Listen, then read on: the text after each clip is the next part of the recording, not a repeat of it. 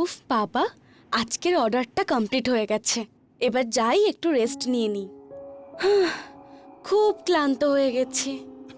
এই কথা বলে হায়া চেয়ারের উপর বসে পড়ল আর সে সেখানেই ঘুমিয়ে পড়ল। সে একটু গভীর ঘুমে আচ্ছন্ন হয়ে পড়ল। আর ঠিক তখনই তার মনে হতে লাগলো যেন তার শ্বাস কেউ রুদ্ধ করে দিচ্ছে। সে অনেক চেষ্টা করে দ্রুত শ্বাস প্রশ্বাস নেবার চেষ্টা করতে লাগলো। কিছুক্ষণের মধ্যেই তার মনে হচ্ছিল কেউ যেন তার গলা চেপে ধরেছে। সে নিজেকে ছাড়ানোর চেষ্টা করলো, কোনোভাবে চেষ্টা করে সে নিজেকে ছাড়ায় আর তারপর খুব জোরে জোরে কাশতে থাকে। আর তারপর আয়নাতে যখন সে নিজেকে দেখলো তখন তার সারা মুখে লাল লাল দাগ হয়ে গিয়েছিল। তার নিজের মুখটা এরকম ভাবে দেখে সে জোরে চিৎকার করে উঠল। তখনই তার ঘুম ভেঙে গেল। সে খুব ভয় পেয়ে গেছিল।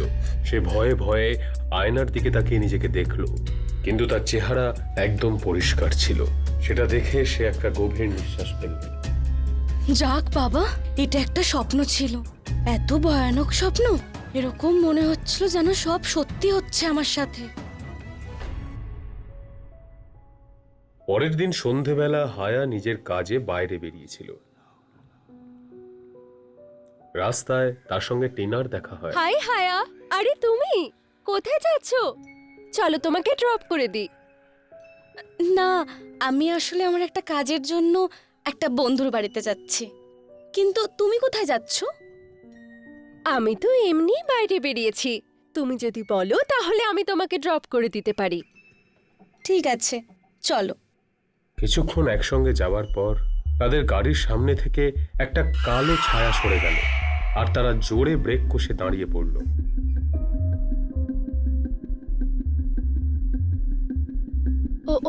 ওটা কি ছিল? তুমি কিছু নোটিস করলে?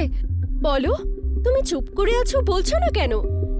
টিনা যখন নিজের বাঁদিকে তাকালো দেখলো সেই সিটটা খালি। হায়া নিজের জায়গায় নেই। টিনা আরো ভয় পেয়ে গেল। সে গাড়ি থেকে বাইরে বেরিয়ে এলো। হায়ার নাম ধরে অনেকবার ডাকলো, কিন্তু হায়ার কোনো উত্তর পাওয়া গেল না। টিনার চোখে মুখে পরিষ্কার ভয় দেখা যাচ্ছিল, যেন তার পা দুটো ওখানেই স্থির হয়ে গেছে। ঠিক তখনই টিনার চুলের মধ্যে কেউ যেন ফু দিয়েছিল। সে চিৎকার করে ভয় পেয়ে পেছনে ঘুরে দেখে, কিন্তু সেখানে কেউ ছিল না। সে দ্রুত গাড়িতে উঠে নিজের বাড়ির দিকে এগিয়ে গেল। ঠিক তখনই তার ফোনে হায়ার ফোন এলো। সে তাড়াহুড়োতে ফোন তুলে ফেলল। হ্যালো, কোথায় তুমি? তুমি ওখানে আমাকে একা ছেড়ে চলে এলে কি করে? একা ছেড়ে চলে আসলাম? তুমি এটা কি বলছো টিনা? আমি তো আমার বাড়িতেই আছি। আজ আমি বাড়ির বাইরে যাইনি। এটা তুমি কি বলছো? তুমি তো এখনই আমার সাথে ছিলে। এগুলো তুমি কি বলছো টিনা? কেন এরকম উল্টোপাল্টা কথা বলছো? আমি তো বললাম আমি সকাল থেকে বাড়িতেই আছি। আচ্ছা শোনো, তোমার সাথে আমার দরকারি কথা আছে। তুমি কি আমার বাড়ি আসতে পারবে? হ্যাঁ ঠিক আছে, আমি আসছি কিছুক্ষণে। টিনা গাড়ি ঘোড়ায় এবং হায়ার বাড়ির দিকে এগিয়ে যায়। সে ডোরবেল বাজায়। হায়া দরজা খোলে, কিন্তু টিনা খুব ভয় পেয়েছিল। টিনা যা কিছু অনুভব করেছিল সব হায়াকে বলে দেয়। হায়ার এই সমস্ত কিছু খুব ভয়াবহ লাগে। টিনা, তুমি যা কিছু বলছো না সব সত্যি হতেই পারে। কাল থেকে না আমার সাথেও কেমন অদ্ভুত ঘটনা ঘটছে। হায়া পার্লারের সমস্ত কথা টিনাকে বলে দেয়। আমাদের দুজনের সাথে যা সব ঘটছে, কোথাও আবার সে ফিরে আসেনি তো? এরকম বলো না তুমি। এটা কি করে হতে পারে?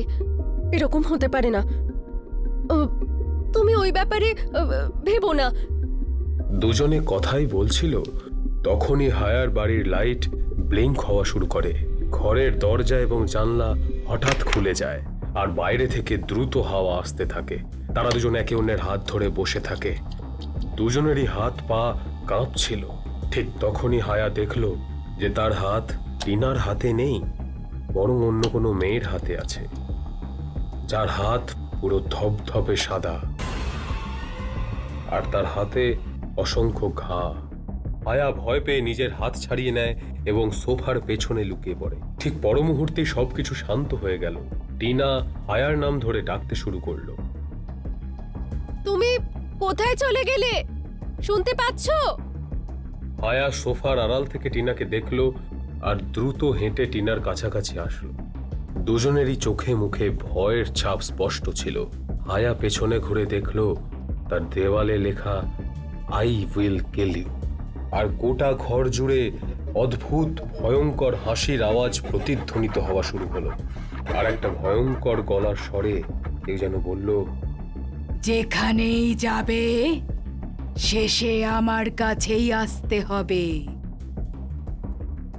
হায়া আর টিনা ভয় পেয়ে দৌড়ে বাড়ির বাইরে বেরোলো। তারা দুজন কিছুই বুঝতে পারছিল না। হায়ার বাড়ির বাইরেই তারা দুজন রাত কাটালো। পরদিন সকালে যখন হায়া আর টিনা বাইরে বেরোলো, তখন একটা কাগজ উঠতে উঠতে তাদের সামনে এলো। সেই কাগজে একজন মহিলার নাম এবং ফোন নাম্বার লেখা ছিল, আর তলায় ইনফরমেশন দেওয়া ছিল যে উনি একজন প্যারানর্মাল এক্সপার্ট। হায়া টিনাকে বলল যে আমাদের এই মহিলার সাথে কথা বলা উচিত, হয়তো ইনি আমাদের কোনো সাহায্য করতে পারবেন। হায়া তখন ওই কাগজে দেওয়া নাম্বারে কল করল। ওই মহিলা তার অ্যাড্রেস বলল। হায়া আর টিনা আর একটু সময় নষ্ট না করে সেই মহিলার বাড়িতে চলে গেল। তারা দুজন যখন ওখানে পৌঁছলো, তখন ওখানে পুরোপুরি অন্ধকার ছিল। তারা নিজেদের মোবাইলের টর্চ জ্বালালো। সামনে একজন মহিলাকে দেখতে পেল। তার সামনে একটা সাদা রঙের গোলক ছিল। তারা দুজন ওর সামনে গেল। উনি দুজনকেই বসতে বললেন। মায়া ম্যাম, আপনি আমাদের সাহায্য করতে পারেন।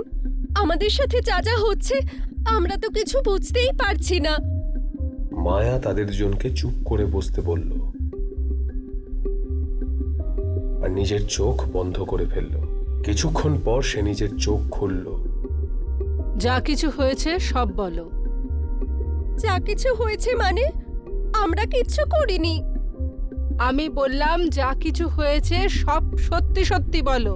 টিনা বলল যে সে একজন মডেল ছিল। 5 বছর পরিশ্রমের পর সে একজন সাকসেসফুল মডেল হয়েছিল।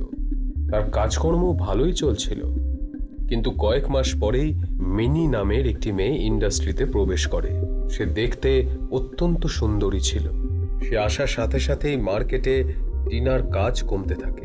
এখন সমস্ত ডিরেক্টর নিজের অ্যাডভার্টাইজের জন্য নতুন মেয়েটিকেই ফার্স্ট চয়েস নিতে শুরু করলো। এই বিষয়টা বুঝতে পেরে টিনা খুবই রেগে গিয়েছিল। সে বুঝতে পারছিল না সে তার পুরনো জায়গা কিভাবে ফিরে পাবে। সে মিনির সামনে তার ভালো বান্ধবী হওয়ার ভান তো করত, কিন্তু পেছনে পেছনে তার ক্ষতি চাইতে লাগলো। ধীরে ধীরে তার রাগ ঘৃণায় পরিণত হলো।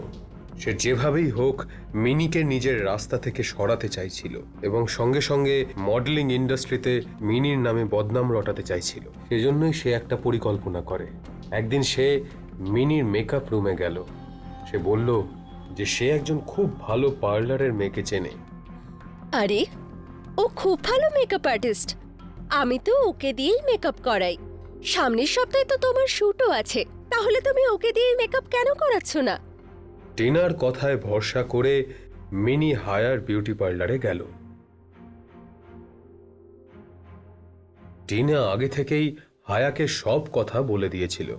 হায়া মিনির সমস্ত প্রোডাক্টে একটা এমন লিকুইড মিশিয়েছিল যাতে তার স্কিন ধীরে ধীরে নষ্ট হয়ে যায়। আর ঠিক সেরকমই হয়েছিল।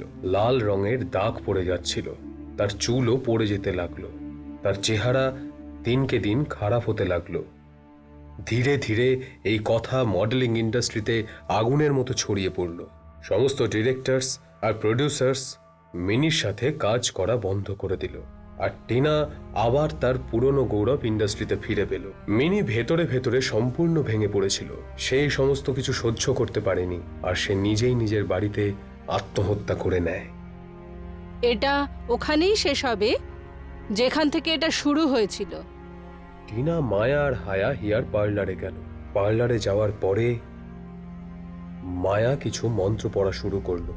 ধীরে ধীরে পার্লারের সমস্ত জিনিসপত্র কাঁপতে শুরু করলো। তুমি আমার কিচ্ছু করতে পারবে না মিনি, কারণ আজকে আমি একা আসিনি, আমাদের সাথে মায়া ম্যামও এসেছে। টিনার এই কথা শেষ হবার পরেই পার্লারের সমস্ত আয়না ভাঙতে শুরু করলো, আর মায়া যে মাঝখানে দাঁড়িয়েছিল সে একটা অদ্ভুত আওয়াজ করে হাসতে শুরু করলো।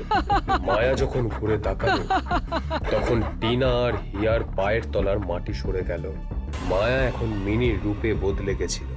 তোমরা দুজন মিলে আমার পুরো জীবন নষ্ট করে দিয়েছো, আমাকে আত্মহত্যা করতে বাধ্য করেছো। এবার তোমাদের দুজনের পালা। আমি তোমাদের দুজনকে কিছুতেই ছাড়বো না। এই কথা বলে মিনি হায়ার উপর আক্রমণ করলো আর গলা ধরে তাকে তুলে আবার মাটিতে আছাড় মেরে ফেললো। কিছুক্ষণের মধ্যেই ছটফট করতে করতে হায়া মরে গেল। টিনা মিনির সামনে হাত জোর করে ক্ষমা চাইতে লাগলো। আমাকে ক্ষমা করে দাও মিনি, আমি ভুল করে ফেলেছি। প্লিজ আমাকে ক্ষমা করে দাও, আমি মরতে চাই না। আমি তোমাকে মারবো না, তুমি এত সহজে মরতেই পারো না। তোমাকেও সেই কষ্ট পেতে হবে যা আমি পেয়েছিলাম। ধীরে ধীরে পার্লারের সমস্ত কিছু কাঁপতে লাগলো।